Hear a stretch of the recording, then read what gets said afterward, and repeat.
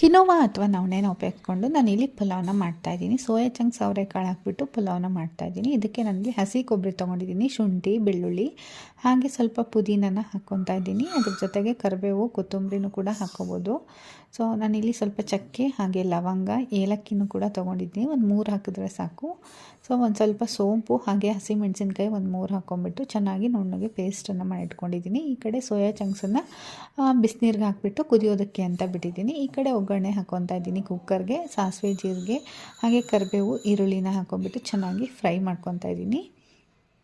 ಚೆನ್ನಾಗಿ ಫ್ರೈ ಆದಮೇಲೆ ನಾನಿಲ್ಲಿ ಅವರೆಕಾಳನ್ನು ಹಾಕ್ಕೊತಾ ಇದ್ದೀನಿ. ಅವರೆಕಾಳನ್ನು ಕೂಡ ಹಾಕ್ಕೋಬೋದು ಅಥವಾ ಬಟಾಣಿ ಕೂಡ ಹಾಕ್ಕೋಬೋದು.